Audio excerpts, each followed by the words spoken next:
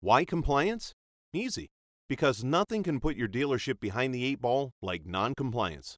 Massive fines and lengthy court battles, not to mention loss of your hard-earned reputation, are at stake here.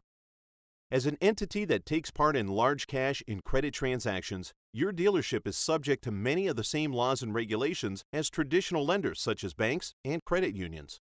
In this overview, we'll touch on what to expect in upcoming lessons, familiarizing you with the alphabet soup, if you will, of Automotive F&I Compliance. What is Regulation Z, Regulation M, Regulation B, F.C.R.A, O.F.A.C, G.L.B.A? Who is the F.T.C? Why does the Patriot Act apply to my dealership and others? Let's get started. Regulation Z of the Truth in Lending Act, or TLA, was designed with the intent to enable a customer to compare the cost of a cash transaction versus a credit transaction by mandating that certain disclosures, for example, the finance charge, be made clearly and conspicuously in writing in a form that the customer may keep. Regulation M of the Consumer Leasing Act, or CLA, is similar to Reg Z, but differs slightly because the leasee has the right to possess the vehicle and use the vehicle, but ownership remains with the lender. Regulation M also has its own disclosures specific to a lease transaction.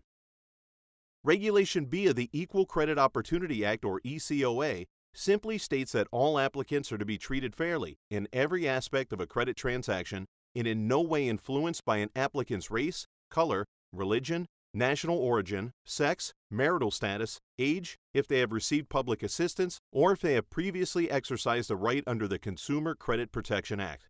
Think you are compliant with Reg B? Double check. Most Reg B infractions are completely unintentional. The FTC's Fair Credit Reporting Act, or F.C.R.A, is devised to protect the privacy of consumer information, ensure accuracy and integrity of consumer report information, prevent identity theft, and improve the conflict resolution process by use of adverse action notices and the risk-based pricing rule. Think only the lender is responsible for sending adverse action notices? Think again. O.F.A.C, the Office of Foreign Asset Control, is a division of the Department of the Treasury that enforces the economic and trade sanctions based on U.S. foreign policy and national security goals. What does this have to do with your dealership? Well, O.F.A.C maintains the Specially Designated Nationals List, a list of individuals, companies, etc., prohibited from conducting business within the U.S. Do you know what to do in the event one of these guys is sitting in your showroom? Here's another one that you may not automatically associate with your F&I department, but remember, your dealership is considered a financial institution, and one of the goals of the Patriot Act is to prevent money from terrorist activities from being laundered through businesses and financial institutions. By law, you need a policy in place for monitoring and reporting large cash transactions.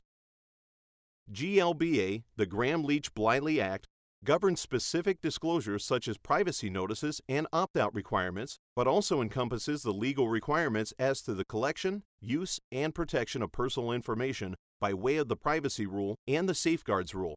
In subsequent lessons, we will discuss the difference between a customer and a consumer, and to whom you are responsible for handing a privacy notice and why. We will also dig a little deeper into exactly what the privacy notice must consist.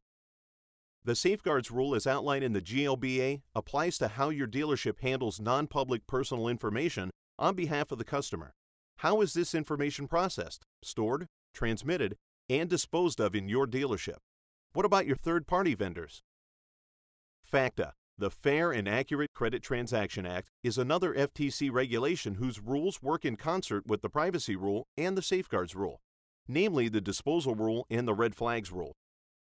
The disposal rule requires that all consumer information to be properly disposed of and addresses what are considered reasonable measures to protect the information from being unlawfully attained.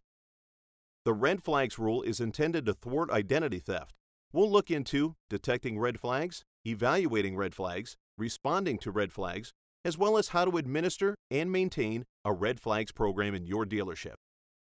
The Magnuson-Moss Warranty Act is a federal law passed by Congress, which requires specific disclosures in relation to any written warranties and service contracts. The purpose of these disclosures is to certify that your customers are fully informed as to the scope and terms of any written warranties. We will explore these rules and regulations further, along with a host of other compliance issues in subsequent lessons.